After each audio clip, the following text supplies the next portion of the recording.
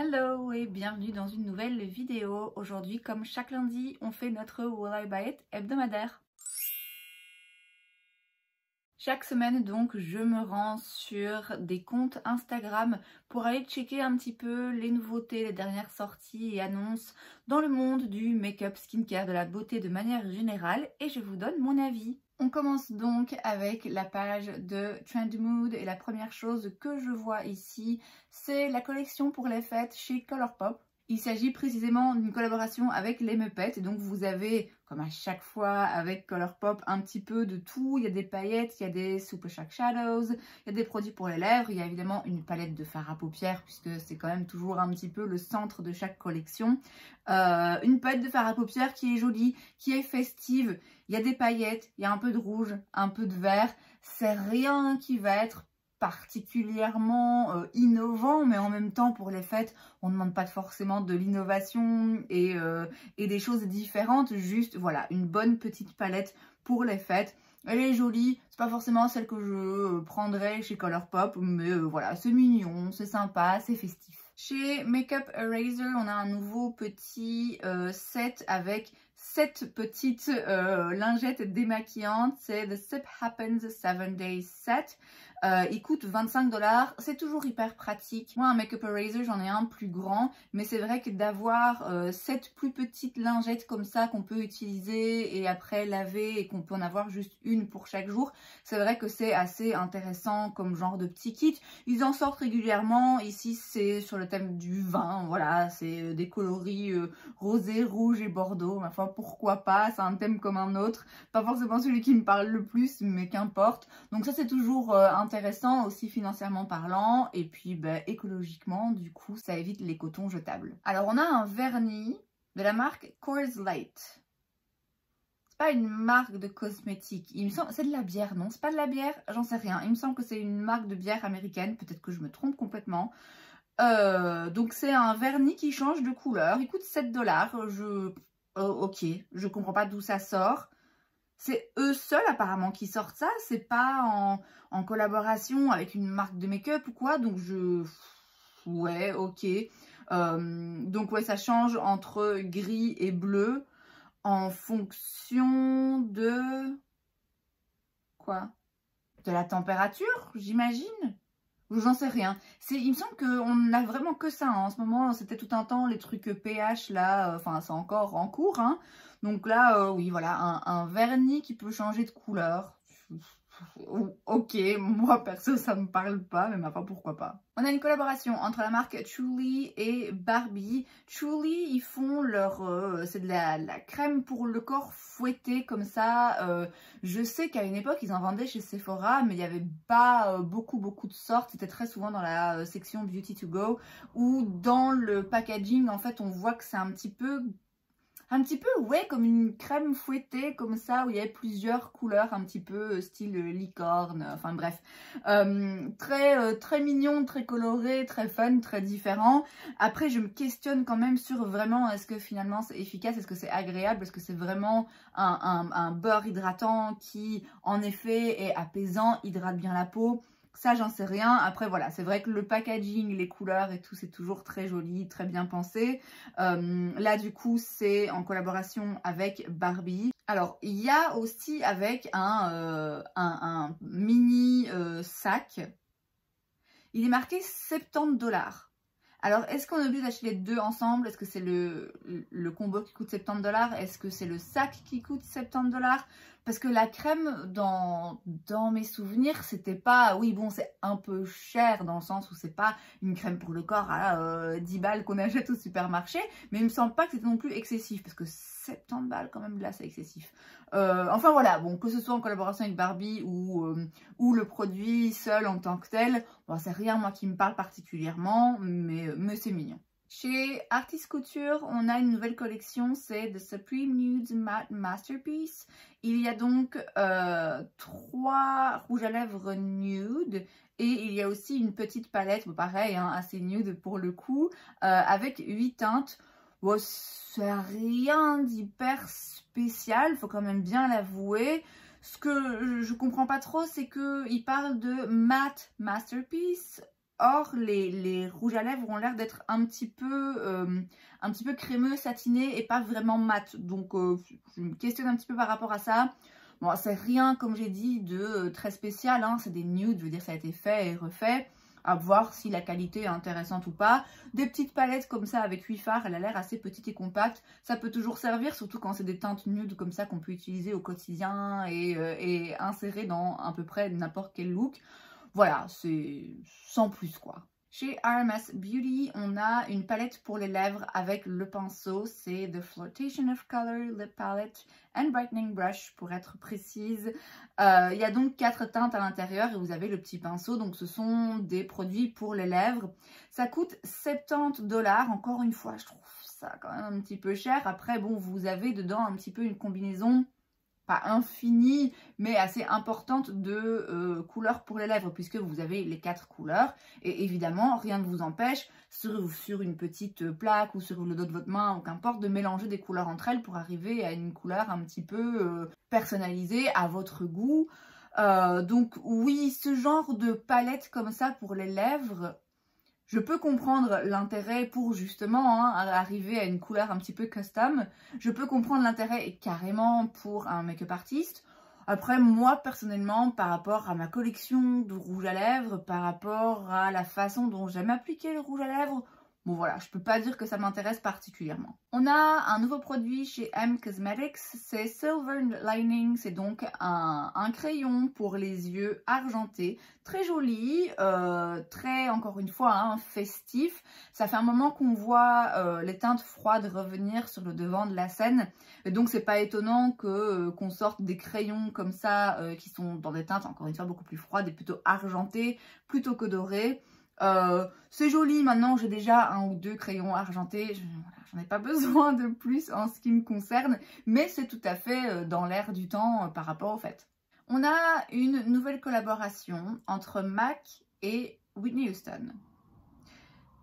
Alors, premièrement, j'entends bien que Whitney Houston, au-delà du fait que ça a été une personne, c'est aussi maintenant un petit peu une marque. Et j'imagine qu'il y a des personnes, sans doute proches d'elle, soit de sa famille, soit des anciens collaborateurs, j'en sais rien. J'imagine qu'il y a des personnes qui gèrent cette marque et qui garantissent que son nom soit pas associé à n'importe quoi et n'importe qui.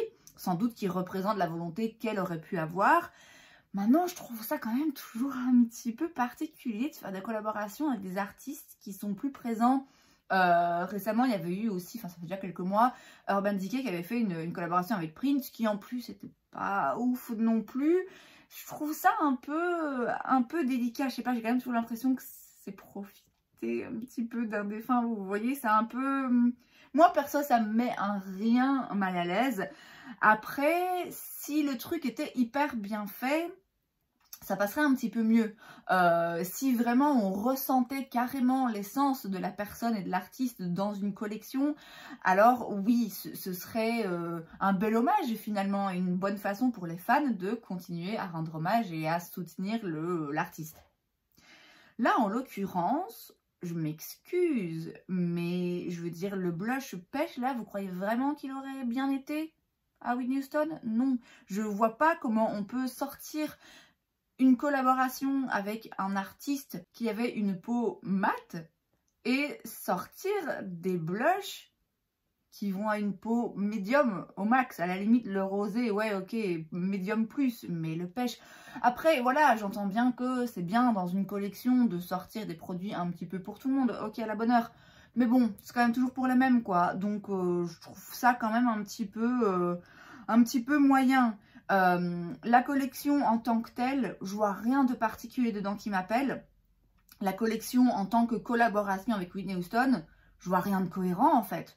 Donc voilà, faire une collaboration avec quelqu'un qui est plus là pour avoir son mot à dire et quand en plus c'est pas quelque chose qui est hyper inclusif, c'est franchement moyen. Chez Juvia's Place, on a une nouvelle collection, c'est The Coffee Shop Collection. Il y a donc une palette à 26 $, palette de 16 fards, donc clairement le compte est bon, hein, le prix est vraiment attractif. C'est une jolie palette, des teintes vraiment très profondes, très riches, ça fait penser en effet au café, au chocolat et tout. Ensuite on a des gloss à 10 $ et des crayons pour les lèvres, le tout dans des teintes vraiment riches.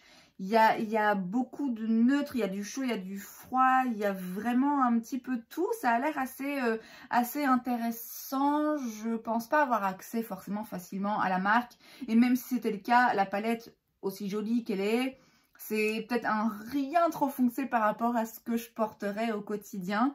Mais clairement, du coup, là, c'est vachement bien approprié pour les personnes avec des teintes de peau plus foncées. Et c'est une jolie harmonie de couleurs. C'est rien, encore une fois, d'extraordinaire. C'est des teintes relativement neutres et dans les tons bruns mettables au quotidien. Mais c'est joli et c'est... Ouais, moi personnellement, mon regard a été quand même pas mal attiré par la collection de manière générale. Chez Colourpop, encore une fois, on a un nouveau lancement pour les fêtes. C'est leur set. Chaque année, ils en sortent. J'imagine qu'il y en aura d'autres. Il y en a déjà eu d'autres qui sont peut-être passés inaperçus. Je sais qu'il y a en permanence, de toute façon, normalement sur leur site, des sets avec tous les lippies, par exemple, ou tous les crayons, enfin quasiment tous les crayons pour les lèvres. Il y a genre une boîte avec 20, 30, 40 crayons.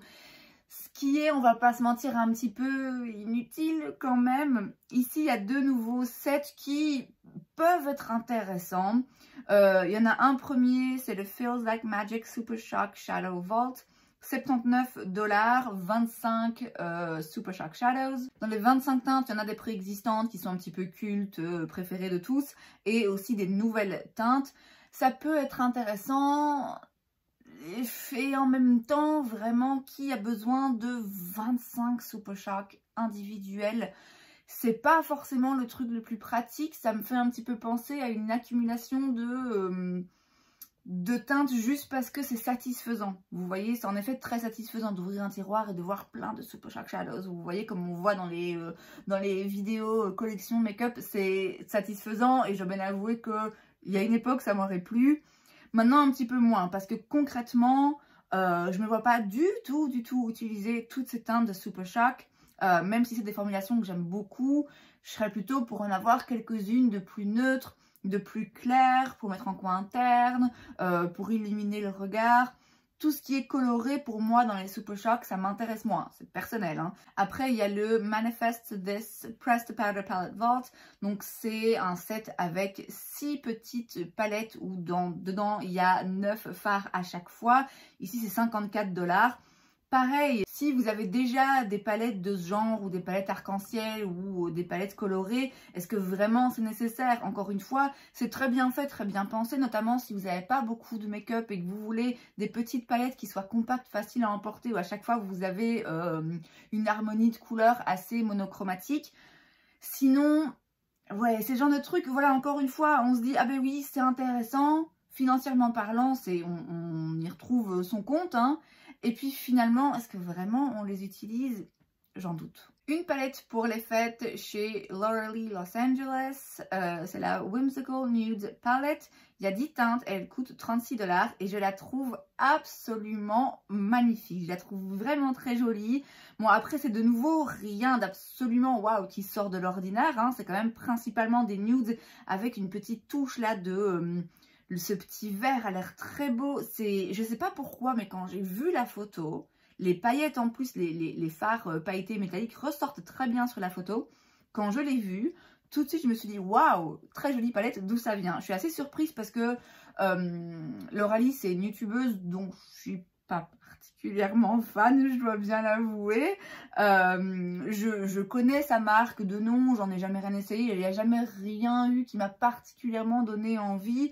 Et de toute façon, c'est une marque basée aux États-Unis, c'est une petite marque, hein. Ça veut dire que clairement, si je veux commander, bah, je vais payer des frais de douane et tout. Et même si je trouve la palette très jolie, voilà, je suis pas prête à sauter le pas pour autant. Maintenant, clairement, elle est vraiment très très belle. Même si je l'envoyais en magasin, hein. À vrai dire, je pense pas que j'achèterais parce qu'en ce moment, je suis particulièrement sage et raisonnable. Mais elle est très jolie. Moi, elle m'a vraiment tapé dans l'œil. Je m'y attendais pas, mais voilà, une très jolie palette. On passe sur Transtopia et le premier truc que je vois va définitivement me mettre à bout puisque c'est encore un lancement de chez Hipdot en collaboration cette fois-ci avec Sesame Street et c'est toujours leur fard à paupières 3D dans un œuf là. Ils vont nous sortir ce produit que je pense que personne n'a demandé. Qui l'utilise? Sérieusement, qui voit ça et se dit « Ah ben oui, tiens, je vais l'acheter, c'est hyper pratique. » Enfin, ouais, bon, j'ai déjà assez parlé de mon opinion sur ce produit, sur cette marque. Enfin j'ai rien contre la marque, hein, mais bon, ça fait la quatrième fois qu'ils nous sortent ce genre de truc. Je pense que maintenant, ça suffit. Alors, pas un lancement de nouveaux produits, mais des news, puisque Little Cosmetics débarque chez Beauty Bay. Little Cosmetics, j'ai en tête, mais peut-être que je me trompe, que je confonds, mais j'ai en tête que c'était une marque, enfin que c'est une marque allemande, auquel cas, techniquement, en ce qui me concerne, ça ne change rien, puisque il me semble pas que c'est une marque que du coup j'aurais dû faire venir des États-Unis et pour laquelle j'aurais payé beaucoup de frais de port, mais peut-être que je me trompe. Auquel cas, bah, du coup, le fait que ce soit disponible sur Beauty Bay, ça veut dire que ça élimine les frais de douane, etc. Après, à voir si les prix sont du coup peut-être un petit peu plus élevés sur Beauty Bay que sur le site directement de Little. J'en ai entendu dire beaucoup de bien, c'est une marque indie qui a quand même beaucoup de succès chez quelques youtubeuses que je regarde. Ils font des fards en effet avec des reflets et tout, des duochromes assez impressionnants. Je serais curieuse d'aller regarder un petit peu quelle est la sélection de produits qu'ils ont sur Beauty Bay, à quel prix ça se vend, etc.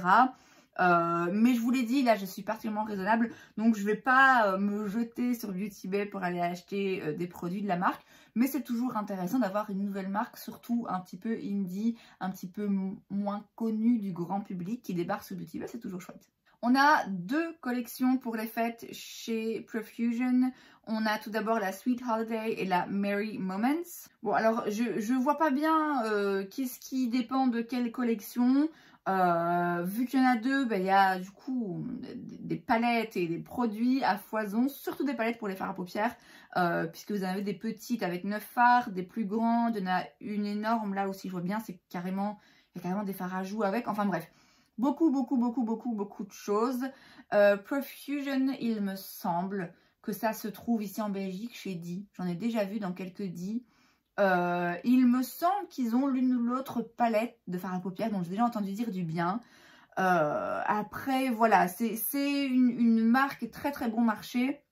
Ça ne veut pas dire que c'est mauvais, hein, mais je pense que c'est plus une marque bon marché, destinée à un public qui cherche pas forcément du make-up hyper quali. En tout cas, moi, c'est l'impression que ça me donne. Je sais pas pourquoi, mais j'associe ça avec Makeup Revolution. Peut-être que ça n'a rien à voir, hein, et que je me gourre complètement. Mais en tout cas, moi, dans mon imaginaire, je vais dire, c'est un petit peu le même genre de marque, quoi. Justement, Makeup Revolution, vu qu'on en parle, on a une nouvelle collection. C'est une collaboration avec Sarah New SFX, que je ne connais pas. Vous avez deux palettes, une palette de fard à paupières classique et une palette avec des cake liners, donc qu'on doit humidifier pour en sortir une texture liner. Donc ça c'est assez intéressant, c'est des couleurs hyper vives. Oui, ok, c'est sympa, donc il y a aussi des pinceaux, des faux cils. Voilà, Makeup Revolution, ça me parle jamais trop. Ce que j'apprécie dans cette collection en particulier, c'est que c'est beaucoup plus réduit. C'est pas les collections comme ils lancent d'habitude où il y a 1000 trucs, 1000 palettes qui se ressemblent toutes les unes les autres. Là, c'est assez cohérent, je trouve, comme lancement, comme collection. Et enfin, chez Holotaco, on a une nouvelle collection, c'est la Magnetic Magic Collection. Vous avez donc en fait des vernis magnétiques. Donc en fait, c'est vendu avec une petite... je sais pas, c'est vendu avec un petit truc qui fait que vous mettez le vernis et puis vous bougez le magnète, hein, du coup, et ça fait ressortir, ça bouge le vernis en fait. Enfin, ça a l'air complètement magique.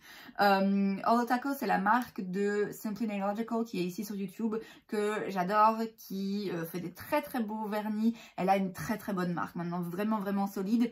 Et malgré le fait qu'elle fasse des vernis très particuliers, des formulations très particulières, des finis hyper brillants, holographiques et tout, absolument magnifiques, Ces vernis sont jamais trop chers. Ici, en l'occurrence, c'est 16 $ le vernis. Alors, c'est plus cher qu'un vernis Essie, mais bon, un vernis Essie, c'est quand même très basique. Là, c'est quand même vraiment à chaque fois des jolis vernis. Et pour en avoir quelques-uns, franchement, ils valent le coup. Et c'est donc tout pour cette vidéo, j'espère que ça vous a plu. Si c'est le cas, n'hésitez pas à laisser un like. Vous pouvez aussi vous abonner à ma chaîne parce que c'est gratuit, donc pourquoi pas. Et moi, je vous vois la prochaine fois. Bye!